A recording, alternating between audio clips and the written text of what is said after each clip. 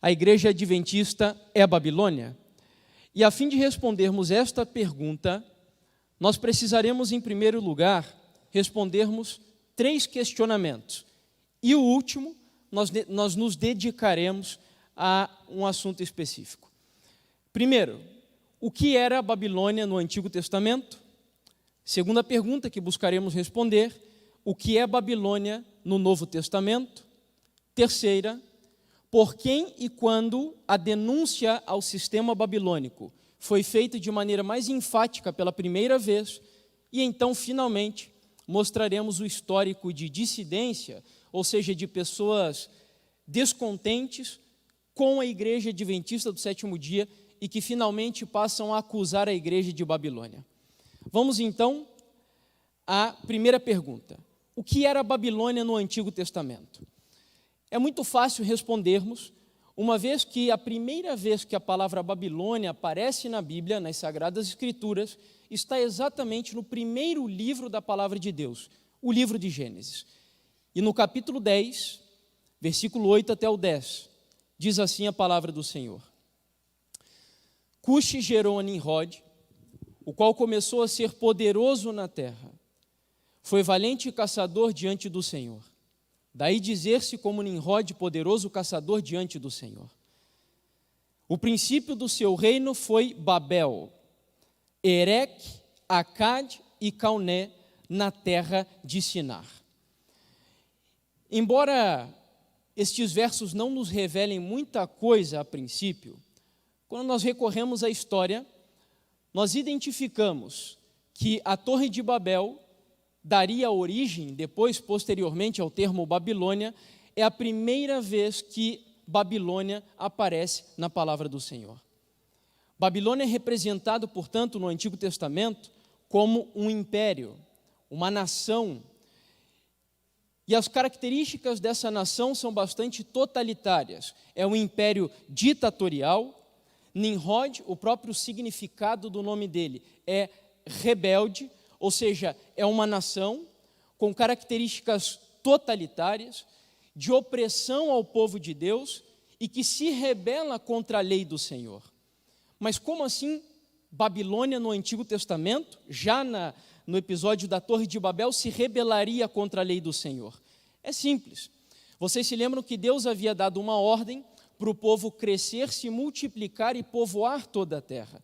Mas ao contrário da lei de Deus, Nimrod propõe um império unificado, um império onde as pessoas se concentrariam em uma localização específica. Então nós temos aqui uma nação imperial que se rebela contra a lei do Senhor e oprime também ao povo de Deus. Quando a Bíblia diz que Nimrod era um caçador diante de Deus, não é que ele era caçador de animais, era caçador de seres humanos. E a lenda babilônica, a história babilônica nos ajuda a tirar algumas conclusões nesse sentido. E o principal, Babilônia era um sistema de falsa religião, cuja base da religião estava numa doutrina de justificação pelas obras. Quando Nimrod propõe a construção da Torre de Babel, o objetivo era alcançar os céus pelas suas obras, livrar-se da destruição do dilúvio pelas suas obras, ao contrário do que a Bíblia ensina. Nós sabemos que a história bíblica, ela contaria mais adiante um outro momento do Império Babilônico. Aqui no livro de Gênesis é o antigo Império Babilônico, lá na região da Mesopotâmia. Mas depois, 2.500 anos depois, Babilônia surgiria novamente, se fortaleceria novamente na experiência do conhecido rei Nabucodonosor. Mas as características, embora tenhamos aí um lapso de 2.000 a 2.500 anos entre Nimrod e entre Nabucodonosor, as características do império eram exatamente a mesma. Falsa religião, justificação pelas obras, opressão ao povo de Deus e desprezo à lei do Senhor. Portanto, respondemos a primeira pergunta do nosso tema. Quem é a Babilônia no Antigo Testamento? Um império totalitário, rebelde contra a lei de Deus, unificado, idólatra, porque exalta o homem, e apresenta um falso sistema de religião, através da justificação pelas obras. A segunda pergunta, se puder me ajudar, acho que travou. aí, ok. A segunda pergunta que buscaremos responder é a seguinte: o que é Babilônia agora no Novo Testamento? Observe uma informação, um dado muito interessante, encontrado na primeira epístola do apóstolo Pedro, que inclusive está sendo objeto de estudo das nossas escolas sabatinas, no capítulo 5, versículo 13. Olha que interessante. Aquela que se encontra em Babilônia, Pedro está escrevendo aqui a carta, aquela que se encontra em Babilônia, também eleita vos saúda, como igualmente o meu filho Marcos. Me ajudem. Quando o apóstolo Pedro escreveu essa carta, o Império Babilônico ainda existia. Existia ainda o Império Babilônico de maneira suprema, como nós sabemos que era na época de Nabucodonosor? Existia ainda? Não. Mas o apóstolo Pedro, redigindo essa carta de alguma localidade, ele diz: aquela que se encontra em Babilônia, também eleita, vos saúda. Falando da igreja que se encontrava em Babilônia. Quando nós recorremos à história, nós encontramos que os discípulos já usavam o termo Babilônia na época deles, representando simbolicamente um sistema. O império que dominava o mundo no tempo deles. Quem era o império que dominava o mundo na época dos discípulos? O Império Romano. Os historiadores estão de comum acordo, e também eruditos e teólogos, de que quando Pedro diz aqui aquela que se encontra em Babilônia, ele estava falando de Roma de maneira velada, escondida ou simbólica. E por que eles usavam o termo Babilônia? Porque o Império Romano tinha características exatamente iguais às características da Babilônia do Antigo Testamento. Era um império rebelde, um império opressor contra o povo de Deus, tinha um falso sistema de religião baseado na justificação pelas obras, era praticamente a mesma coisa. Mudou a nação, mas o sistema falso de religião e de opressão ao povo de Deus seguia sendo exatamente o mesmo. Mas é no livro de Apocalipse que nós encontramos o símbolo espiritual, místico de Babilônia mais consolidado. E eu queria apresentar algo para vocês aqui hoje. Eu não sei se você sabe o que é Babilônia. Não adianta você dizer que a igreja adventista não é Babilônia por mera tradição, porque se um dia te colocarem na parede, você não saberá responder e muito provavelmente, quando a sua fé for desafiada, você pode chegar até o ponto de duvidar dessa igreja. Nós não podemos basear a nossa fé por aquilo que o pastor diz, por aquilo que os irmãos que estudam mais dizem, ou mesmo por aquilo que nossos pais e a tradição da família dizem. Nós precisamos ter isso muito claro. E assim, o que seria, portanto, essa Babilônia do Novo Testamento? O livro de Apocalipse, como eu disse, tendo em vista aquilo que o apóstolo Pedro já propôs na sua carta, de que Babilônia teria uma aplicação espiritual, no capítulo 16 de Apocalipse, nós vamos encontrar, versos 17 ao 19, o conceito bíblico simbólico de Babilônia. Então derramou o sétimo anjo a sua taça pelo ar, e saiu grande voz do santuário do lado do trono, dizendo: feito está. E sobrevieram relâmpagos, vozes e trovões, e ocorreu grande terremoto, como nunca houve igual desde que há gente sobre a terra. Tal foi o terremoto, forte e grande. E aqui vem o verso que nos interessa. E a grande cidade se dividiu em 3 partes, e caíram as cidades das nações. E lembrou-se Deus da grande Babilônia, para dar-lhe o cálice do vinho do furor da sua ira. É interessante que essa passagem nos sugere a ideia de que a grande Babilônia, essa grande cidade, é dividida em quantas partes? 3 partes. Portanto, Babilônia não é apenas um sistema religioso, como talvez você tenha pensado até o dia de hoje. Babilônia não é apenas um sistema econômico, político, civil, ou seja lá o que for. Babilônia é uma cidade grande, espiritualmente falando, dividida em 3 poderes. Eu acho interessante isso. Porque o inimigo, a fim de enganar o povo de Deus, ele trabalha de forma bastante contrafatória. E nós sabemos que na experiência bíblica e também no livro de Apocalipse, Deus tem uma grande cidade, de onde Ele governa, onde Ele presenteia o seu povo para viver nessa grande cidade. Como se chama a grande cidade de Deus? Jerusalém. E em quantos poderes de administração é dividida a grande cidade de Deus? Quantos poderes? 3 poderes.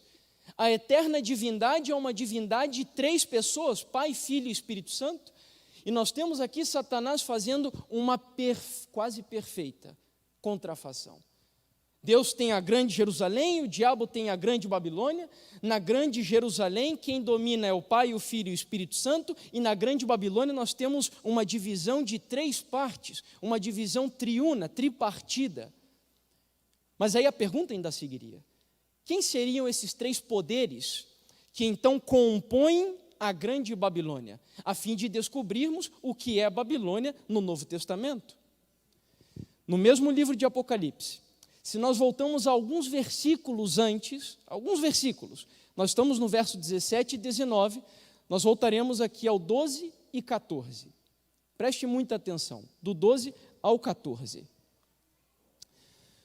Derramou o 6º anjo a sua taça sobre o grande rio Eufrates. Eu não sei se você sabia, mas o rio Eufrates é o rio principal da grande Babilônia. Portanto, aqui está sendo feita uma referência à localidade da Babilônia. Derramou o 6º anjo a sua taça sobre o grande rio Eufrates, cujas águas secaram, para que se preparasse o caminho dos reis que vêm do lado do oriente do sol, do nascimento do sol. Então, preste muita atenção aqui agora, vi sair da boca do dragão, da boca da besta e da boca do falso profeta 3 espíritos imundos semelhantes a rãs. E o verso 14 termina: porque eles são espíritos de demônios, operadores de sinais, e se dirigem aos reis do mundo inteiro com o fim de ajuntá-los para a peleja do grande dia do Deus Todo-Poderoso. A famosa batalha no lugar chamado Armagedon. Se você prestou atenção aqui na passagem, o Senhor ele nos mostrou de maneira bem clara quais são os 3 poderes que compõem a grande Babilônia. E o primeiro deles é chamado de dragão, o segundo de besta e o terceiro de falso profeta. E são apresentados como 3 espíritos imundos semelhantes a rãs. Ou seja, assim como na eterna divindade nós temos o Pai, o Filho e o Espírito Santo governando a santa cidade e o universo inteiro, nós temos aqui 3 demônios administrando a grande Babilônia: o dragão, a besta e o falso profeta. Mas esse é um capítulo simbólico. Nós sabemos que na grande Babilônia espiritual não existe um dragão literal, uma besta literal, ou um falso profeta como se fosse um homem, uma pessoa literalmente falando. Devemos compreender isso simbolicamente, assim como o capítulo 16 é um capítulo simbólico. Eu não tenho tempo de me aprofundar nisso aqui agora com vocês. Lá no canal que eu tenho no YouTube, que se chama Última Verdade Presente, que é o projeto que eu desenvolvo virtual, existem alguns estudos mostrando quem é o dragão, quem é a besta e quem é o falso profeta. E quem quiser talvez encontrar mais fácil, o próprio programa Bíblia Fácil explica isso também, que nós estamos aqui discutindo. Mas, em resumo, para você entender, não desvie a sua atenção, o dragão, segundo a profecia bíblica, é símbolo do espiritismo, da nova era e das religiões orientais. Esse é o significado do termo dragão. São religiões pagãs relacionadas com o espiritismo, com a nova era e com as crenças orientais. A besta representa o catolicismo romano e o falso profeta, o protestantismo, os evangélicos e os pentecostais. Portanto, os 3 símbolos que foram utilizados ali, que fazem referência aos poderes de Babilônia, são sistemas religiosos. E para alguns não dizerem que nós temos algo contra um que é X, ou contra o espiritismo, ou contra a Igreja Católica, não é uma questão de ir contra ninguém aqui. Veja que cada um dos símbolos ali representa um sistema de religião específico: espiritismo, catolicismo e protestantismo. E agora vem o grande desafio. A Igreja Adventista do 7º dia é a Babilônia? É possível que seja a Babilônia? Talvez. Porque nós, adventistas do 7º dia, estamos inseridos naqueles que se autodenominam protestantes. E os protestantes estão aqui representados pelo falso profeta. Volto a repetir, o dragão, o espiritismo, a besta, o catolicismo, e o falso profeta, o protestantismo.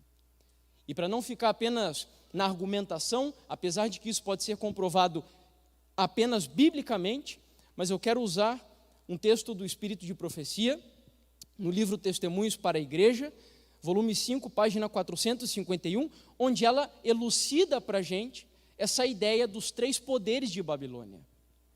Quando o protestantismo estender os braços através do abismo, a fim de dar uma das mãos ao poder romano e outra ao espiritismo. Quando, por influência desta tríplice aliança, aqui estão os 3 poderes mencionados, os Estados Unidos forem induzidos a repudiar todos os princípios da sua Constituição, que fizeram dela um governo protestante republicano, e adotar medidas para a propagação dos erros e falsidades do papado, podemos saber que é chegado o tempo das operações maravilhosas de Satanás e que o fim está próximo. Portanto, a serva do Senhor corrobora, concorda com o conceito de que os 3 poderes que compõem a grande Babilônia são, volto a repetir, espiritismo, catolicismo e protestantismo. Mas e agora? Talvez tenha um ponto de interrogação gigante na tua cabeça. Como seria possível 3 vertentes religiosas tão distintas, separadas por um abismo quase que intransponível, chegarem ao ponto de se unir para compor a formação da grande Babilônia espiritual? Como isso seria possível? Existem crenças absurdamente contrárias entre católicos, protestantes e espíritas. Como seria possível uma união a fim de compor a grande Babilônia? Muita atenção agora, porque esse é talvez o detalhe principal do nosso estudo. É aqui que está o segredo, através do qual descobrimos se a igreja adventista do 7º dia é ou não é Babilônia. Sabe como esses 3 poderes se unem? Sabe qual é o componente fundamental para a união da besta, do dragão e do falso profeta? Apocalipse capítulo 17, versículo 1 e 2, e depois o versículo 4 e 5. Veio um dos 7 anjos que tem as 7 taças e falou comigo dizendo: vem, mostrar-te-ei o julgamento da grande meretriz. Algumas versões dizem prostituta. Nós sabemos que mulher em profecia representa o quê? Igreja, que se acha sentada sobre muitas águas. Com quem se prostituíram os reis da terra? E aqui onde está destacado em amarelo vem o que nos interessa. E com o vinho de sua devassidão foi que se embebedaram os que habitam na terra. Versículo 4 e 5, ainda segue o texto dizendo: achava-se a mulher vestida de púrpura e de escarlata, adornada de ouro, de pedras preciosas e de pérola, tendo na mão um quê? Um cálice. Veja que Deus ele dá bastante ênfase nesse ponto. O vinho embebedou as nações.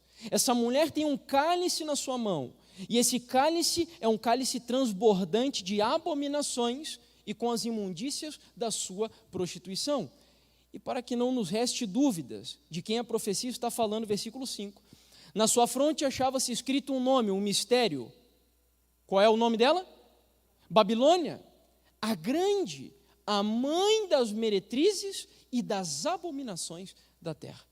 Esse texto me leva a concluir o seguinte: o que faz com que os sistemas e as pessoas se curvem perante o sistema babilônico é algo que a Bíblia chama de vinho. E esse vinho, o componente desse vinho é abominações. É um vinho repleto de abominações, repleto de imundícias, como diz a palavra do Senhor. Então, a fim de descobrirmos como seria possível que dragão, besta e falso profeta, espiritismo, catolicismo e protestantismo se unissem para compor a grande Babilônia, nós já concluímos que eles se unem por intermédio do vinho. Todos eles bebem o mesmo vinho. É um vinho que embebeda, é um vinho que contamina os sistemas e as nações. Mas ainda nos restaria uma pergunta: o que significa esse vinho profeticamente falando? Sabe que a Bíblia não tem nenhum texto onde ela nos sugere a ideia de que vinho são falsas doutrinas. Só que o Senhor, exatamente aqui nesse verso, ele nos dá um indicativo muito importante.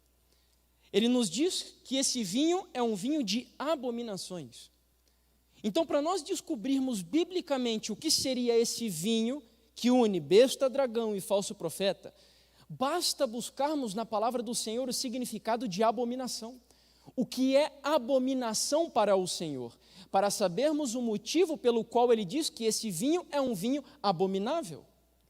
Existem muitas coisas que a Bíblia chama de abominação, mas eu destaquei apenas 5 para o nosso estudo de hoje. Olha só, a primeira delas, se você abre a sua Bíblia no capítulo 11 do livro de Levíticos, você vai encontrar que a palavra do Senhor diz que comer coisas imundas é abominação. Se você abre a sua Bíblia também em Apocalipse, capítulo 21, verso 27, você encontra que falar mentira é algo abominável para Deus. Agora tem um adendo aí. Quando a Bíblia fala da mentira, não é apenas a mentira que nós estamos acostumados, ou, melhor dizendo, espero que não estejamos acostumados, mas que a nossa geração está acostumada a utilizar. Porque a Bíblia diz que aquele que diz que ama a Deus, mas não guarda os seus mandamentos, é o quê? Mentiroso, e nele não está a verdade. Portanto, mentira é abominação. A crença na imortalidade da alma é algo abominável para Deus. Vamos abrir a Bíblia só para esse exemplo apenas. Deuteronômio, capítulo 18, versículo 9 até o 12. Apenas para você ver como a Bíblia é bastante clara nestes pontos que estamos aqui analisando. Quando entrares na terra que o Senhor teu Deus te der, não aprenderás a fazer conforme o quê? As abominações daqueles povos. Mas que abominações seriam essas? Não se achará entre ti quem faça passar pelo fogo o seu filho, ou a sua filha, nem adivinhador, nem prognosticador, nem agoureiro, nem feiticeiro, nem encantador, nem necromante, nem mágico, e nem quem consulte os mortos. Pois todo aquele que faz tal coisa, novamente, é abominação ao Senhor, e por estas abominações o Senhor teu Deus os lança de diante de ti. Nós sabemos que na base dessa crença da consulta aos mortos, da adivinhação, da necromancia, está a doutrina da imortalidade da alma. Acreditar que a pessoa, quando morre, tem uma alma que sai do seu corpo, uma alma desencarnada, que tem conhecimento de absolutamente todas as coisas que acontecem aqui no planeta Terra. E essa é uma das doutrinas que são comuns entre protestantes, na sua maioria, católicos e espíritas. Também com relação à questão da alimentação com os animais imundos. Acho que voltou aqui. Mas não termina por aí. Provérbios 29, 18, voltando às abominações, esse é um texto muito conhecido de todos vocês. Aquele que desvia os ouvidos de ouvir a lei de Deus, até a sua oração é abominável. Então nós temos aqui um texto mostrando que desviar os ouvidos de ouvir a lei, de obedecer a lei, é também abominação. E finalmente, adoração aos ídolos, aos astros, de maneira mais específica ainda, ao Deus Sol. Portanto, o vinho de Babilônia são essas doutrinas falsas, esses ensinamentos equivocados, que de alguma forma unificam espíritas, católicos e protestantes. É assim que se compõe a grande Babilônia. E para nos ajudar a fortalecer, novamente, essa ideia, eu uso o escrito da serva do Senhor, no livro A Igreja Remanescente, capítulo 8. Babilônia tem estado a promover doutrinas venenosas, o vinho do erro. Esse vinho do erro, olha, quando Deus repete alguma coisa, não pense que isso é por acaso, principalmente tão próximo assim. É porque Ele quer nos chamar a atenção. Esse vinho do erro é composto, novamente, de doutrinas falsas. Tais como, ela cita alguns exemplos, a imortalidade natural da alma, o tormento eterno dos ímpios, a negação da existência de Cristo antes do seu nascimento em Belém, a defesa e exaltação, acho que apagou ali, né?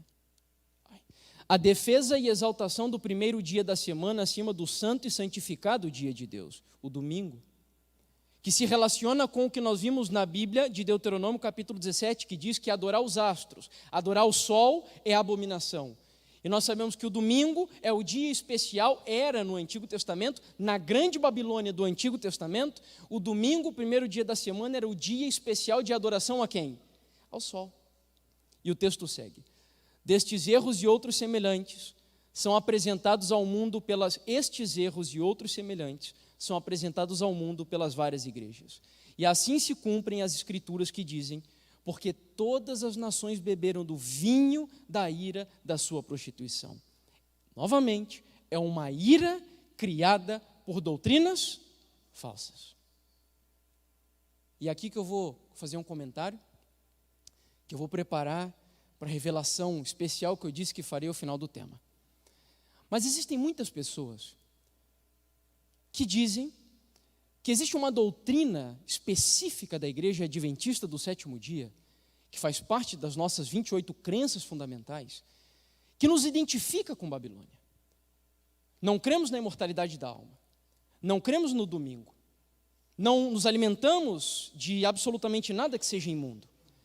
Mas existem alguns acusadores que dizem que a doutrina da Trindade é uma doutrina que nos identifica com a grande Babilônia.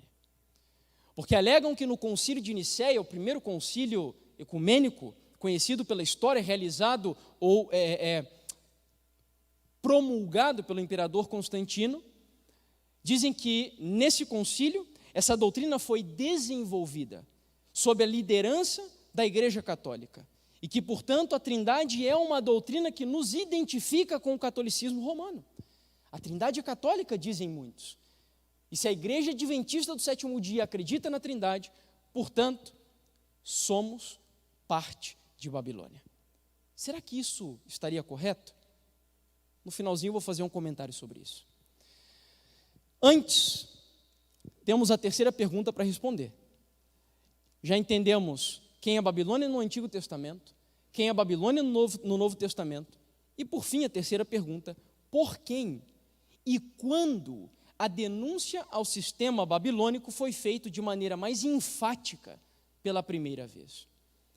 Essa é uma resposta que nós vamos dar também de maneira fácil para nós, que já estudamos a profecia das 2.300 tardes e manhãs, encontrada no capítulo 14 do livro de Apocalipse. Preste atenção. Apocalipse, capítulo 14, versículos 6 até o 8. Esse é o capítulo do livro de Apocalipse, onde aparece pela primeira vez o termo Babilônia. Atenção. Vi outro anjo voando pelo meio do céu, tendo um evangelho eterno para pregar aos que se assentam sobre a terra, e a cada nação, tribo, língua e povo, dizendo em grande voz: temei a Deus e dai-lhe glória, pois é chegada a hora do seu juízo, e adorai aquele que fez o céu, a terra, o mar e as fontes das águas. Antes de avançarmos ao verso 8, eu preciso que você me ajude. Esse texto, ele pode nos localizar no tempo, a fim de sabermos quando a denúncia ao sistema babilônico, ao dragão, a besta e o falso profeta, foi feita de maneira mais forte pela primeira vez. E eu pergunto a vocês: quando foi que o tempo do juízo de Deus foi concretizado no santuário celestial? Que ano foi esse? Muito baixinho. Eu suponho que eu estou me dirigindo à Adventista do Sétimo Dia. E esse ano é um ano tão importante quanto o ano da morte de Cristo no Calvário, o ano 31 depois de Cristo. O que aconteceu lá nessa época, quando Jesus passa do santo para o santíssimo, não é menos importante do que ele fez na cruz, não é mais importante do que ele fez na cruz, mas também não é menos importante do que ele fez no Calvário. Portanto, eu pergunto novamente: quando foi o ano no qual o juízo foi iniciado no santuário celestial? Que ano? Ok, 1844.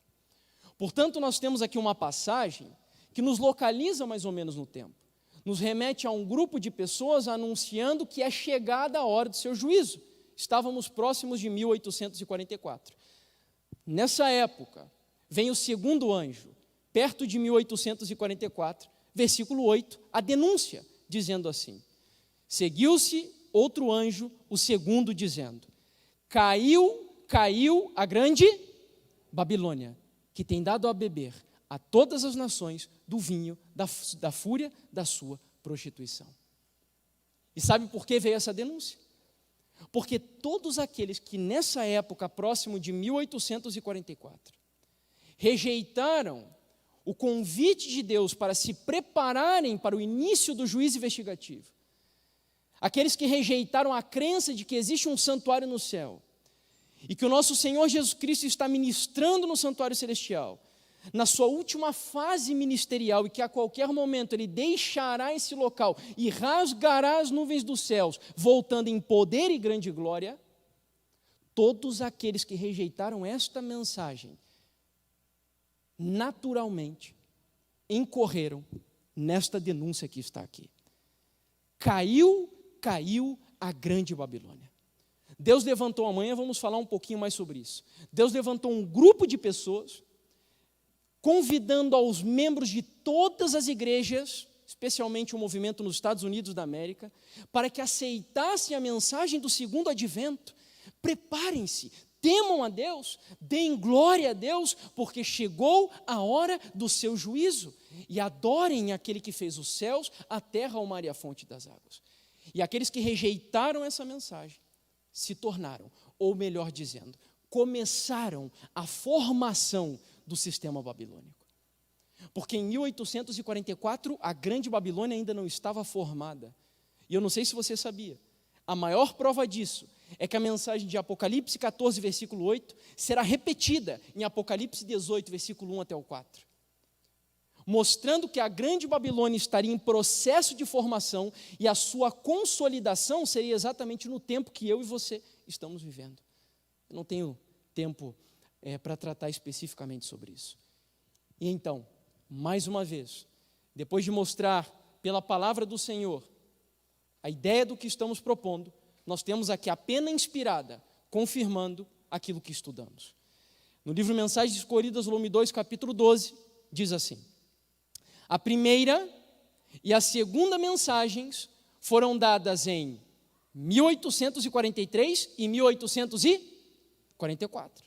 E encontramos-nos agora sob a proclamação da terceira, mas todas as três devem ainda ser proclamadas.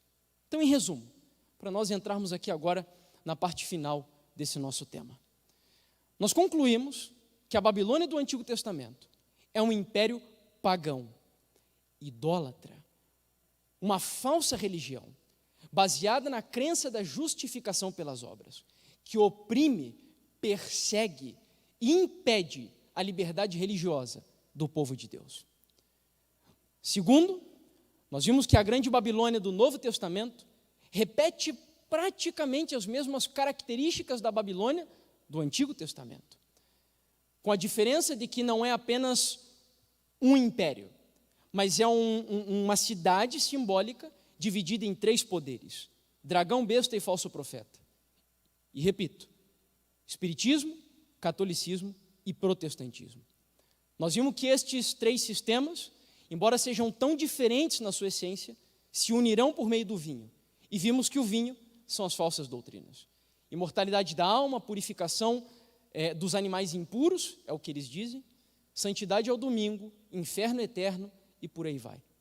E a terceira pergunta que respondemos: a grande Babilônia espiritual foi denunciada de maneira mais aberta, mais clara e profunda, a partir de 1844, pelo movimento adventista do sétimo dia. Agora deixa eu dizer algo para você. A igreja adventista do sétimo dia, portanto, foi levantada por Deus, e amanhã nós não teremos dúvidas disso, como um povo remanescente, um restante da grande Babilônia que estava ainda em processo de formação. Deus pegou um grupinho de pessoas que aceitou a mensagem do advento de Cristo, e esse grupinho de pessoas o Senhor usou para denunciar o sistema babilônico que estava se formando por rejeitar a mensagem do primeiro anjo. Portanto, seria até estranho dizermos que a igreja adventista do sétimo dia é a Babilônia, uma vez que quando nós estudamos a história, essa igreja foi levantada por Deus para denunciar a quem? A Babilônia. Se a igreja adventista foi levantada por Deus para denunciar a Babilônia, como poderia ela ser a própria Babilônia, ou seja, denunciar-se a si mesma? A não ser que ela caísse em algum momento e bebesse do vinho da prostituição, das falsas doutrinas. O que eu não tenho dúvidas de que não acontecerá. Porque Deus prometeu que, embora esta igreja pareça que vai cair, ela não cairá. Porque Ele seguirá à frente dessa igreja até o fim. Com muitas dificuldades e lutas, é verdade. Mas Ele é o Deus dessa igreja. Só que nós temos, então, um problema. Mesmo com estas bases bem sólidas que vimos, ou seja, é muito claro que a única forma de um sistema virar a Babilônia é através do vinho, e o vinho são as falsas doutrinas. Portanto, se queremos saber se a igreja adventista é ou não é, ou se tornará a Babilônia, precisamos analisar o nisto cremos, as 28 crenças fundamentais. Mesmo com as bases bem sólidas, a igreja adventista do sétimo dia tem enfrentado desde tempos bastante remotos dissidentes da igreja que afirmam que a igreja adventista é Babilônia. Vivendo na época em que essas experiências começaram a ocorrer, Ellen White, graças a Deus, nos deixou registrado uma série de mensagens preciosíssimas, advertindo quanto ao erro de denunciarmos a igreja do Senhor como Babilônia.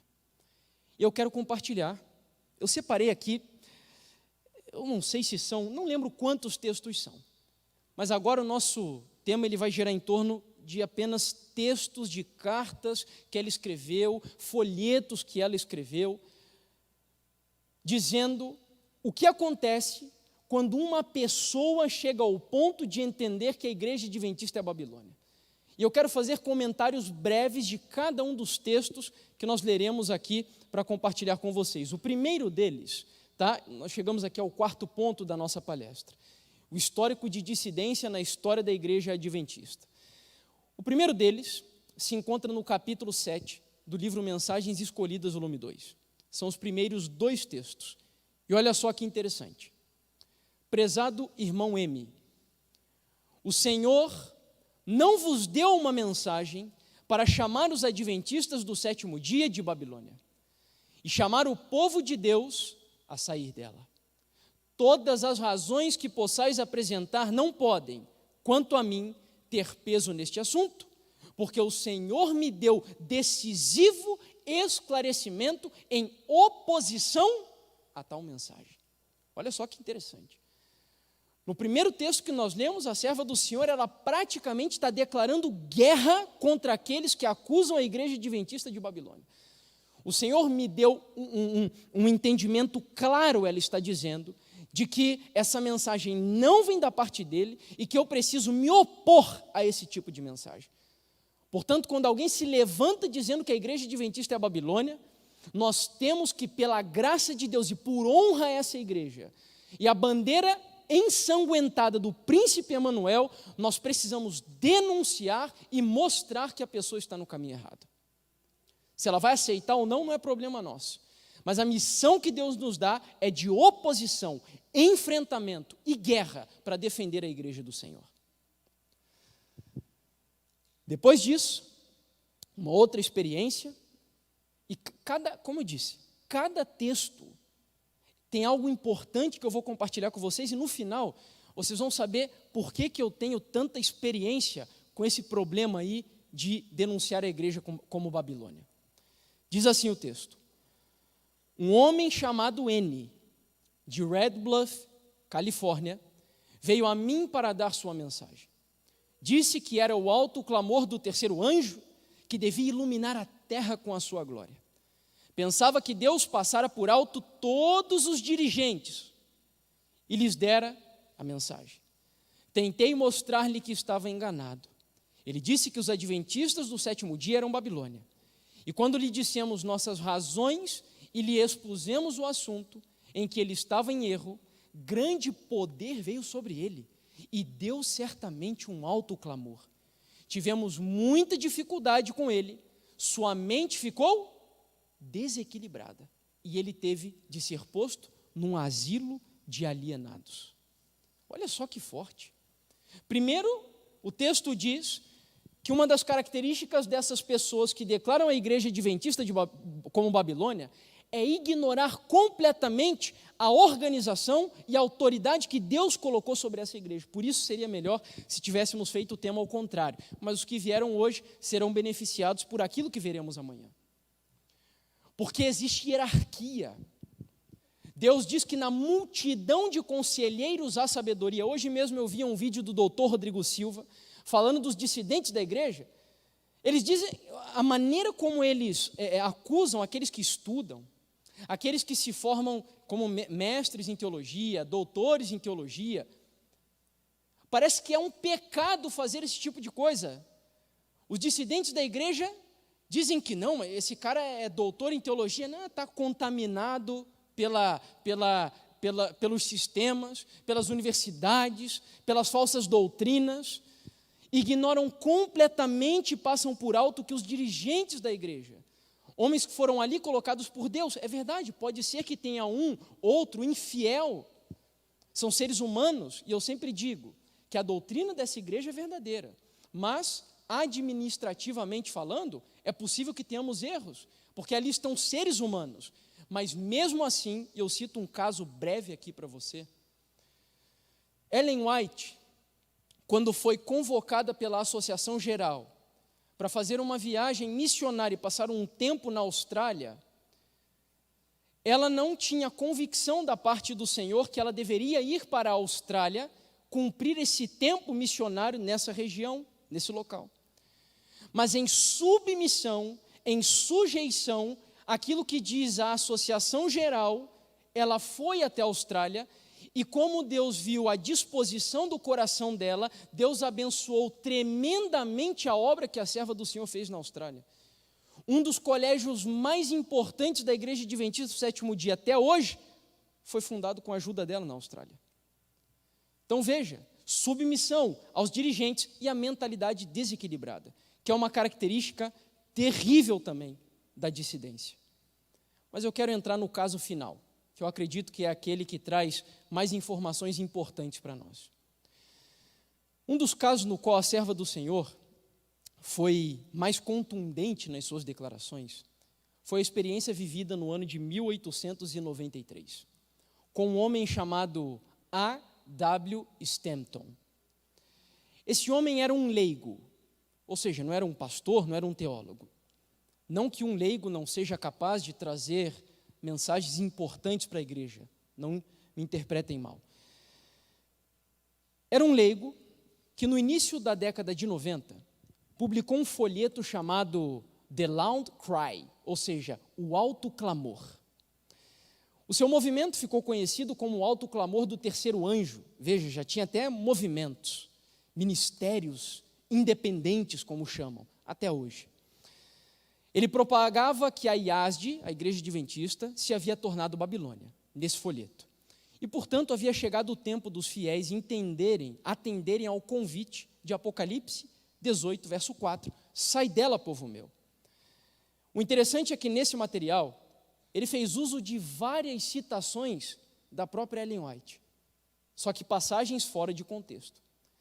Essa foi uma época na qual a serva do Senhor se dedicou em escrever materiais defendendo a igreja.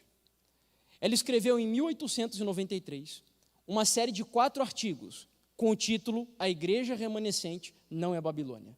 Quem quiser estudar esses artigos por completo, você encontra no livro Testemunho para Ministros e Obreiros Evangélicos, da página 32 até a 62, e no livro A Igreja Remanescente, da página 23 até a página 53. Percebam alguns parágrafos desse material que foi escrito por ela. Aqueles que afirmam que as igrejas adventistas do sétimo dia constituem Babilônia, e atenção ao que está destacado em amarelo aqui, ou qualquer parte de Babilônia, deveriam antes ficar em casa. A serva do Senhor aqui, ela foi, na verdade, polida. Eu vejo quase que a intenção dela aqui querendo dizer, na verdade, era melhor que ficasse calado, que fechasse o bico, ao invés de dizer que a igreja do Senhor é a Babilônia. Como disse, ela foi um pouco mais polida aqui. E por que eu destaquei ali onde diz ou qualquer parte de Babilônia? Porque o inimigo ele é tão sagaz que ele tem enganado as pessoas a ponto de alguns dizerem assim, não, eu não creio que a igreja adventista é Babilônia, mas eu creio que ela é filha de Babilônia. Mas eu creio, alguns outros dizem que ela é irmã de Babilônia, mas a mensageira do Senhor é muito clara dizendo, aqueles que afirmam que as igrejas adventistas do sétimo dia constituem Babilônia, ou qualquer o quê? Parte dela, irmã, filha, cunhada, nora, sogra, não importa o que for. Não existe nenhuma relação entre igreja adventista do sétimo dia e Babilônia, é o que ele está dizendo aqui. Que eles se detenham e considerem qual é a mensagem que deve ser pregada presentemente. Em vez de trabalhar com meios divinos para preparar um povo que subsista no dia do Senhor, eles se puseram ao lado daquele que é o acusador dos irmãos, que os acusa dia e noite perante Deus. Agentes satânicos têm vindo das profundezas, inspirado os homens a unir-se numa confederação do mal, para perturbarem e atormentarem o povo de Deus, causando-lhe grande aflição. Eu acho que muito melhor do que eu, o pastor Luiz, que está aqui, pode dizer o quanto é penoso lidar com esse tipo de pessoa, não é verdade, pastor Luiz? E atrapalha a missão da igreja, porque ao invés de você se focar na proclamação da mensagem dos 3 anjos, em anunciar às pessoas lá fora que Cristo está voltando, e a primeira, segunda e terceira mensagem angélicas, a igreja precisa se concentrar em responder essas pessoas que, infelizmente, acabam sendo usadas pelo diabo para tirar membros, por vezes, sinceros da igreja. Sabe, eu abro um parênteses breve aqui para você. O inimigo é tão astuto que a mensageira de Deus diz que ele tem 2 estratégias para seduzir e neutralizar os adventistas. Se chama, ela diz assim, está no Mente, Caráter e Personalidade, se eu não me engano é o volume 2, que quando Satanás não consegue prender a igreja no frio formalismo, ele empurra as pessoas para o fogo do fanatismo. Então são 2 áreas pelas quais Satanás atua. É o formalismo, ou seja, aquele que vem para a igreja, que tem cargo na igreja, que dá o dízimo na igreja, mas que a vida lá fora não corresponde ao que vive dentro da igreja, isso é o formalismo. Ou seja, é um cristão ritualista, religioso, na verdade. Religioso. E o outro é aquele que é zeloso, que quer fazer as coisas certas, que quer, por exemplo, fazer reforma de saúde, quer mudar os seus hábitos, o que assiste, o que ouve, só que o diabo observa um potencial nessas pessoas e empurra essas pessoas para o fanatismo. Entende? Olha como o inimigo é sujo. E são esses da ala fanática que normalmente acusam a igreja adventista de Babilônia. Por isso, a mente desequilibrada, como disse a serva do Senhor. Um outro parágrafo. Acho que não foi. Aí. Quando se levanta alguém do nosso meio, ou fora de nós, tendo a preocupação de proclamar uma mensagem que declare que o povo de Deus pertence ao número dos de Babilônia, e que pretende que o alto clamor é um chamado para sair dela, podereis saber que esse tal não é portador da mensagem da verdade. Não o recebais e não lhe desejais bom êxito, pois Deus não falou por ele, nem lhe confiou uma mensagem, mas ele correu antes de ser enviado. Vocês entenderam bem? Não é nem para desejar que Deus abençoe, que Deus não é para desejar bom êxito, porque são pessoas que destroem a igreja de Deus, são Judas dentro da igreja de Deus. que traem a igreja. E o parágrafo termina dizendo: a mensagem contida no folheto intitulado Alto Clamor é um engano. Semelhantes mensagens hão de apresentar. Esse daqui, para mim, é um dos momentos mais fantásticos de tudo que a gente vai ler aqui hoje. E você vai entender, volto a repetir, tudo que eu estou dizendo, porque que para mim esse tema é tão importante. Mas esse parágrafo é fundamental. A mensagem contida no folheto intitulado Alto Clamor é um engano. Semelhantes mensagens hão de apresentar-se. Que tempo é esse? Passado, presente ou futuro? Futuro. Semelhantes mensagens hão de apresentar-se, e delas será declarado serem enviadas de Deus. Mas tal declaração, o quê? Será, o verbo novamente em que tempo? Futuro, será falsa, pois não estão cheias de luz, mas de trevas. Por que eu dou tanta ênfase nisso? Porque tem alguns que leem esses textos de Ellen White e dizem assim: a igreja adventista não era a Babilônia no passado, na época dela, mas agora ela é a Babilônia. Porque agora o mundo entrou na igreja de maneira avassaladora, agora tem a tal doutrina da Trindade, como eu comentei, mas ela é muito clara dizendo que semelhantes mensagens hão de apresentar, ou seja, ela já sabia do que ia acontecer no futuro, e mesmo no futuro ela disse que essas declarações continuariam sendo o quê? Falsa. Entenderam? Mesmo no futuro. Tem mais 3 textos aqui apenas, e aí eu encerro com o que eu vou contar para vocês. Ver-se-á que antes que estes que proclamam mensagens falsas não terão um alto senso de honra e integridade. O que essas pessoas são? Mentirosas, falsas, não são íntegras. Enganarão o povo e porão de mistura com o erro os testemunhos da irmã White. Então não se surpreenda se algum desses chegar com textos de Ellen White para você mostrando, está vendo aqui, ó? Porque já acontecia no tempo dela. Servindo-se do seu nome para dar influência à sua obra. Escolhem dos testemunhos certos trechos que acham que podem ser torcidos de modo a apoiar sua atitude e põem-nos numa moldura de falsidade para que o seu erro tenha peso e seja aceito pelo povo.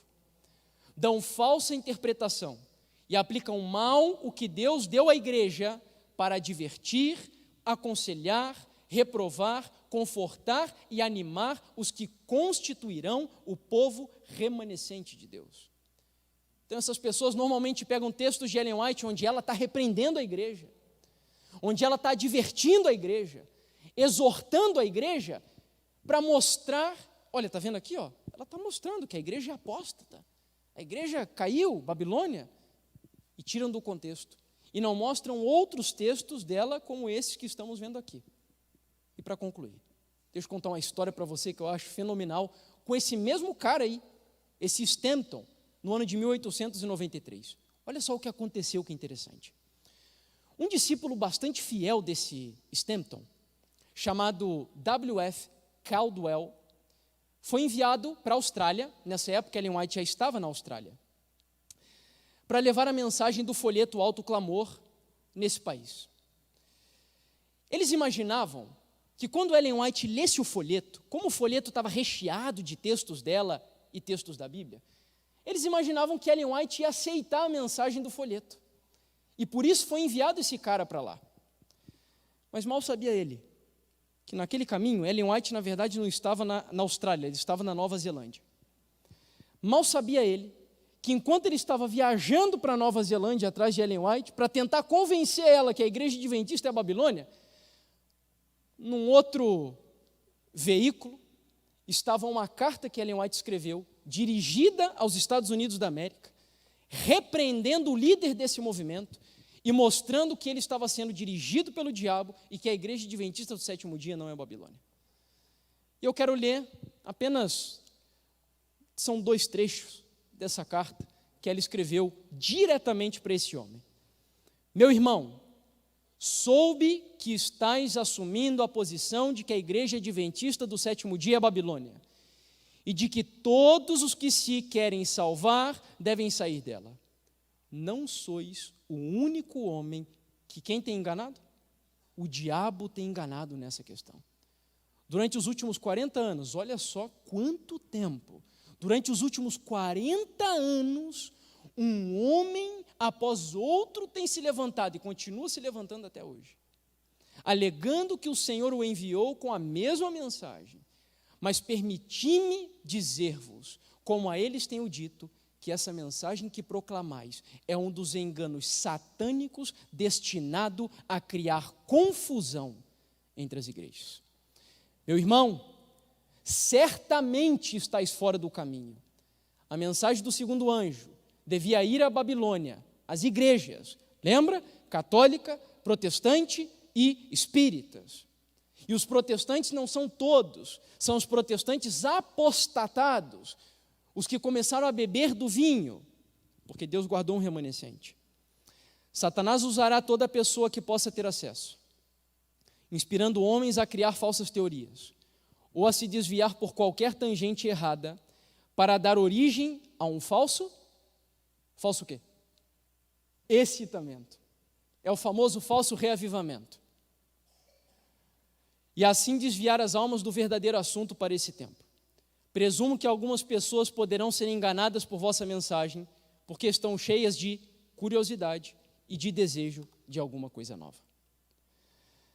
Deixa eu terminar falando para você, fazendo a revelação que eu disse que faria no final do estudo. Será breve, porque já passamos aqui do nosso tempo. Durante quase 10 anos, isso no ano de 2006, 2005, eu ainda era católico.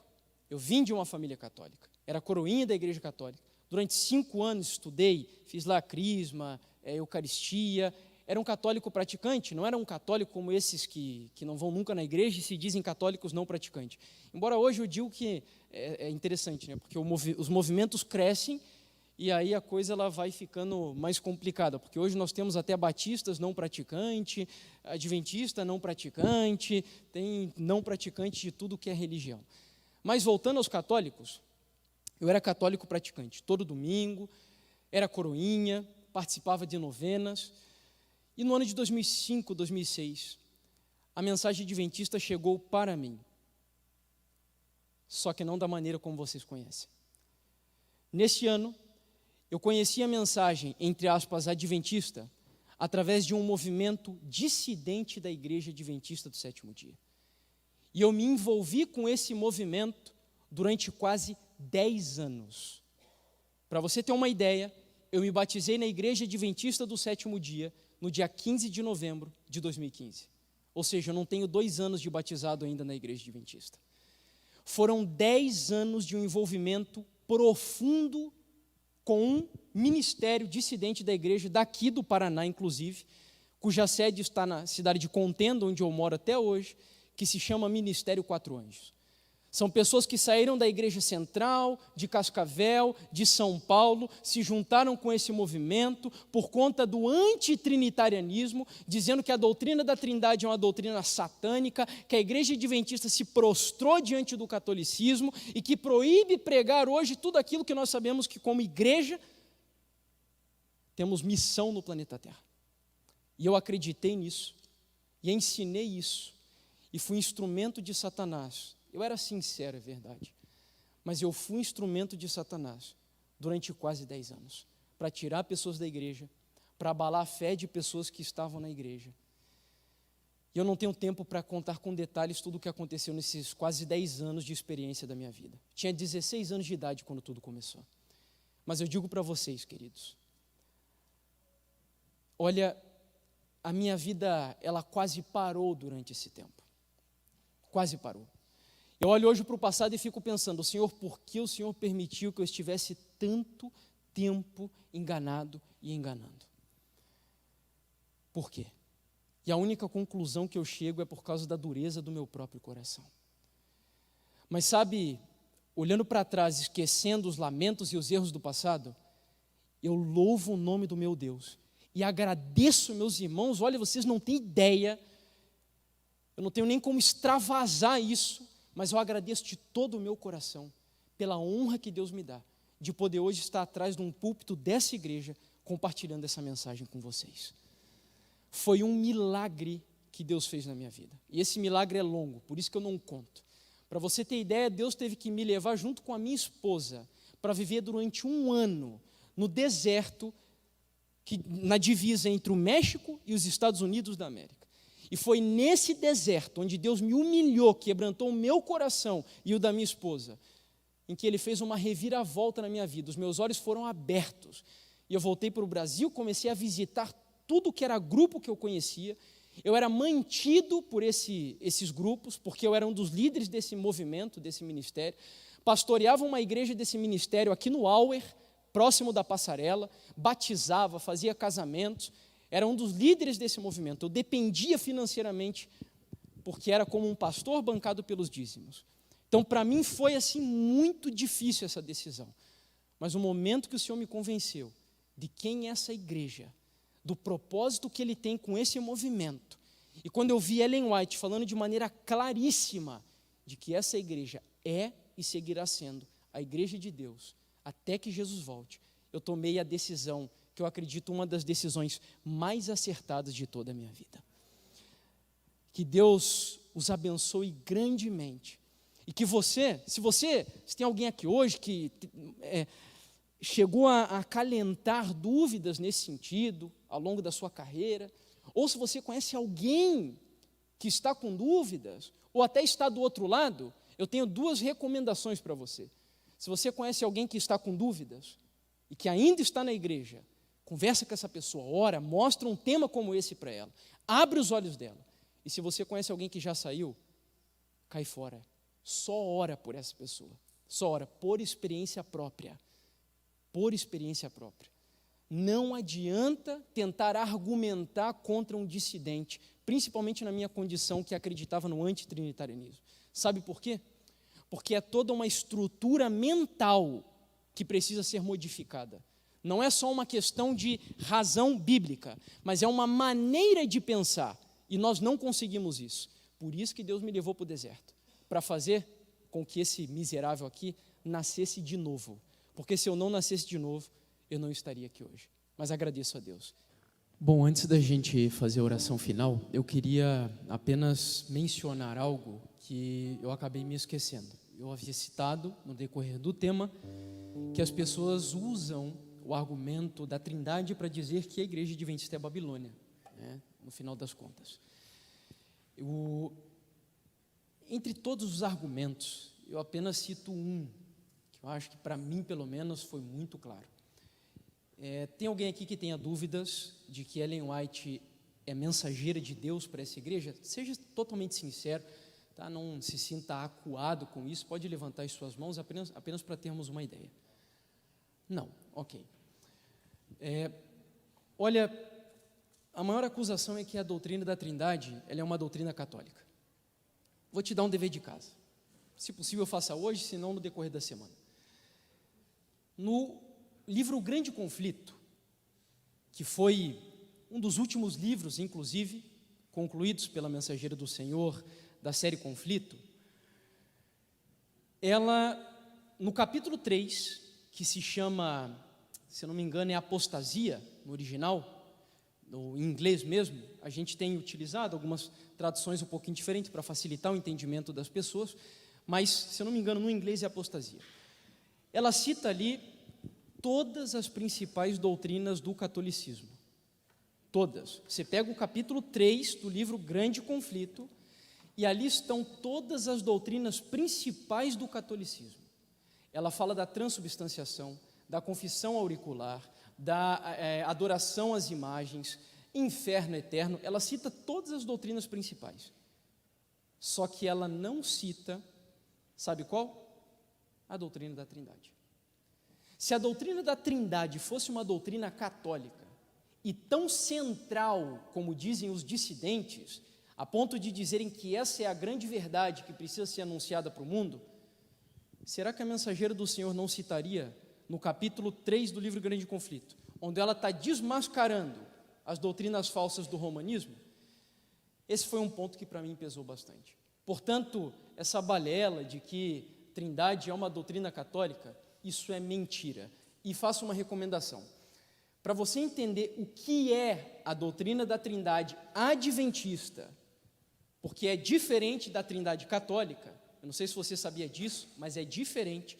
O Michelson Borges, sabendo inclusive desse conflito todo que existe por dissidentes na igreja, ele gravou uma entrevista lá na Argentina, acho que na semana passada, onde ele conversou com um doutor que fez uma apresentação lá, falando especificamente sobre esse tema. Eles estavam lá reunidos em celebração dos 500 anos da Reforma para estudar o livro de Romanos, mas foi comentado também ali nesse congresso sobre a questão da Trindade. E eu achei fantástico tudo aquilo que foi manifesto ali pelo entrevistado do Michelson Borges. Então, recomendo para você entender bem o que é a Trindade Adventista, como ela foi desenvolvida, qual que é o nosso conceito, e digo mais, porque a gente está gravando e provavelmente isso vai lá para a internet, os dissidentes da igreja, da maneira como eles pensam e creem com respeito a Jesus e ao Espírito Santo, se assemelham muito mais à doutrina católica do que nós, adventistas do sétimo dia, crendo na divindade de 3 pessoas e na trindade de 3 pessoas. Entendeu? Os dissidentes, crendo que o Espírito Santo é uma substância, que Jesus foi gerado ou criado, se aproximam muito mais dos católicos do que a nossa crença trinitária. Tá bom? Então, fica essa informaçãozinha, só para você entender que isso não tem absolutamente nada a ver. Tá?